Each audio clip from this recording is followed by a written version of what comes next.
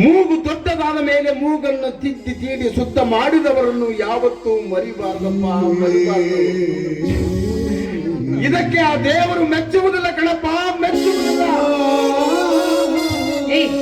ಬುದ್ಧಿವಾದ ಹೇಳಲು ಬಂದಿದ್ಯಾ ಅಥವಾ ಕೂಳು ನೀರು ಕೇಳಲು ಬಂದಿದ್ಯಾ? ಅದೇನಂತ ಹೊಗಳಿಲ್ಲದ ಹೋಗೋ. ಯಾರಿಗೆ ಬೇಕಾಗಿದೆ ತಾಯಿ ನಾಯಿ ತಿನ್ನಲಾರದ ಕೂಳು. ಉಪವಾಸ ಸತ್ತರೂ ಮಮತೆ ಇಲ್ಲದ ಮಕ್ಕಳ ಮನೆಗೆ ಬರಬಾರದೆಂದು ಸಾಕಷ್ಟು ಈ ಬಡ ಶಾಮಣ್ಣನ ಸ್ವಾಭಿಮಾನ ಪ್ರಯತ್ನ ಪಟ್ಟಿತ್ತು. ಆದ್ರೆ ಏನು ಮಾಡುವುದು? ವಿಧಿಯ ವಿಚಿತ್ರ ವಿಲಾಸ. ನಾನೊಂದು ಬಗೆದರೆ ವಿಧಿ ಬೇರೊಂದು ರೀತಿಯಲ್ಲಿ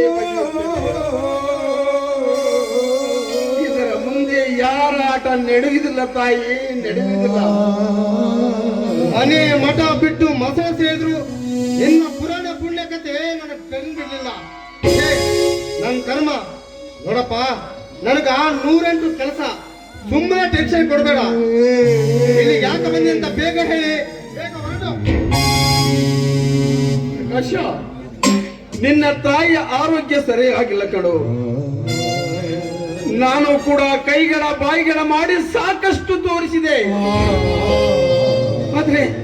ಆದ್ರೆ ಅವಳು ಚೇತರಿಸಿಕೊಳ್ಳುತ್ತಿಲ್ಲ. ಹೆಚ್ಚಿನ ಚಿಕಿತ್ಸೆಗಾಗಿ ಡಾಕ್ಟರು ಬೆಂಗಳೂರಿಗೆ ಹೋಗ್ಬೇಕಂತ ಹೇಳಿದ್ದಾರಪ್ಪ. ಅದಕ್ಕಾಗಿ ಬಂದೆ ಕಣಪ್ಪ, ಅದಕ್ಕಾಗಿ ಬಂದೆ.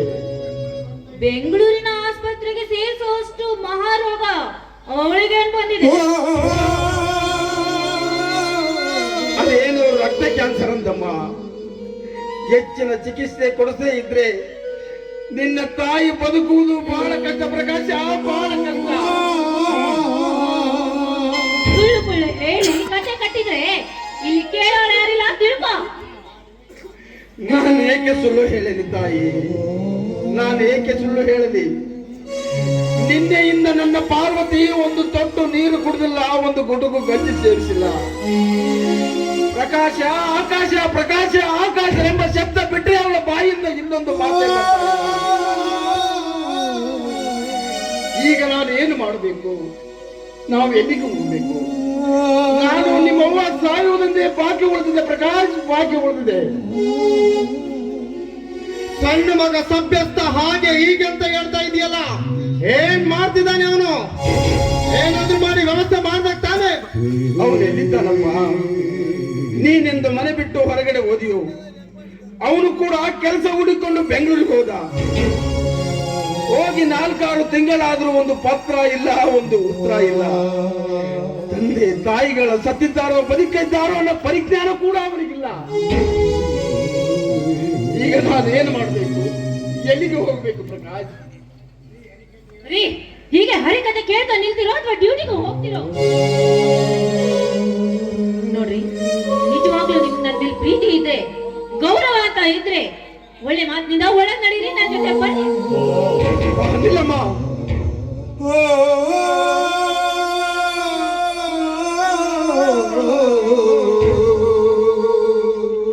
ನಿನ್ನಲ್ಲಿ ಕೈ ಮುಗಿದು ಬೇಡಿಕೊಳ್ಳುತ್ತೇನೆ ತಾಯಿ. ನನ್ನ ಪಾರ್ವತಿ ಜೀವ ಕಾಪಾಡುವ ದೇವರು ನೀನು. ನೀನು ಕೈ ಬಿಟ್ರೆ ನನ್ನ ಪಾರ್ವತಿ ಬದುಕುವುದಿಲ್ಲ ತಾಯಿ, ಬದುಕುವುದಿಲ್ಲ.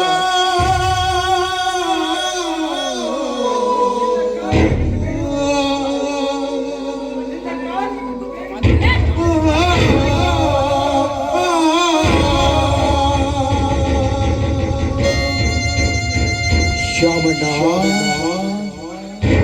ಹಿಂದಕ್ಕೆ ಎದೆ ಎದೆ ಧ್ವನಿಗಿದ್ದೆ ಒಂದು ಮಾತು ಹೇಳ್ತಾ ಇದೆಯಲ್ಲ, ಅದು ನನಗೆ ನೆನಪಿದೆ.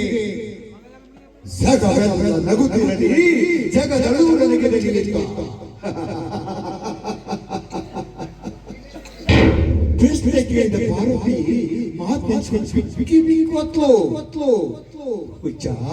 ಇದು ಬಣ್ಣದ ಜಗತ್ತು. ಇಲ್ಲಿ ಬಣ್ಣದ ಜನತೆ ಮಾತನಾಡುವ ಜನರಿಗೆ ಹೇರಳವಾದ ಸಂಪತ್ತು. ನಿಮ್ಮಂತವರಿಗೆ ಕೃಷ್ಣನ ಸಂಪತ್ತಲ್ಲ ಆಪತ್ತು. ಇಲ್ಲಿ ಆದರ್ಶ ಪರಿಣಾಮ ಮಾತ್ರ, ಪರೋಪಕಾರ ಕೇವಲ ಭಾಷಣ ಮಾತ್ರ.